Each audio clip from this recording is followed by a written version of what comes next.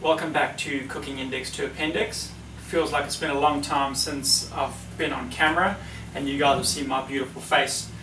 I think in reality it's only been about 2 weeks or so, but here I am. Today's a special day actually. I'm dedicating this recipe to two friends.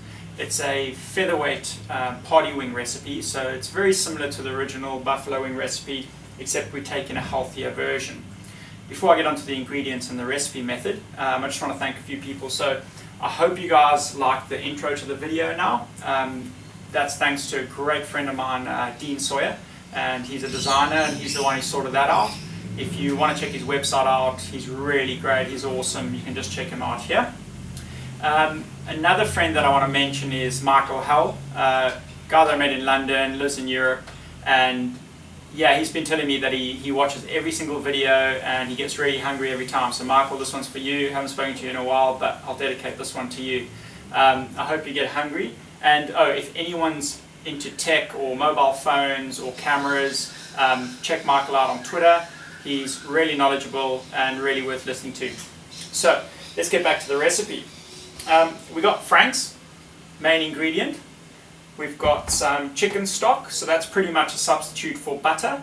It's going to get a little bit runny with those two ingredients, so we use a little bit of corn flour or cornstarch and just to thicken that sauce up.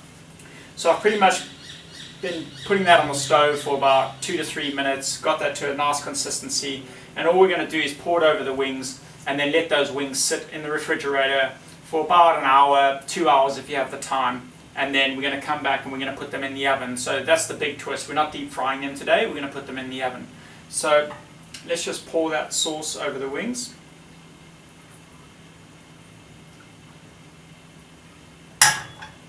Easy as that.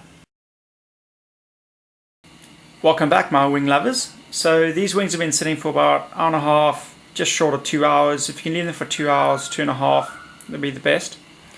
What we're going to do now is we're just going to put them in a nice little tray here.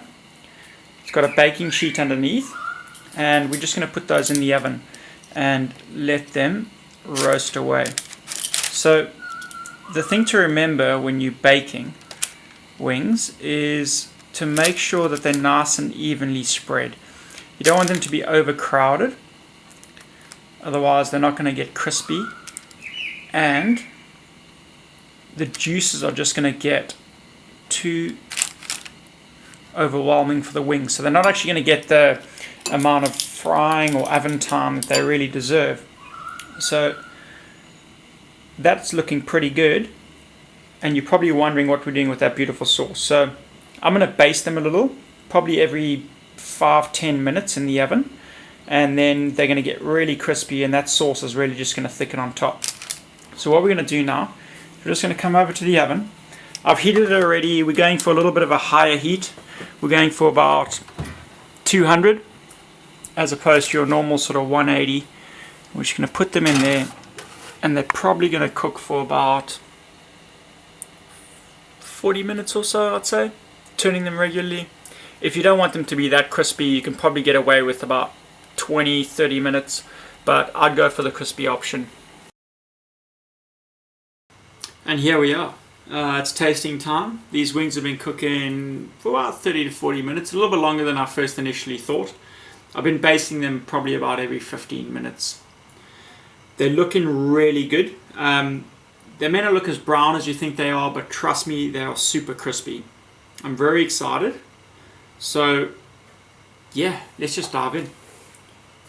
As I was saying earlier, it's a very, very healthy version of it. They haven't been deep fried. They're still super tender.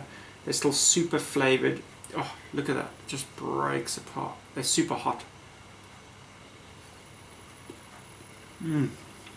Wow.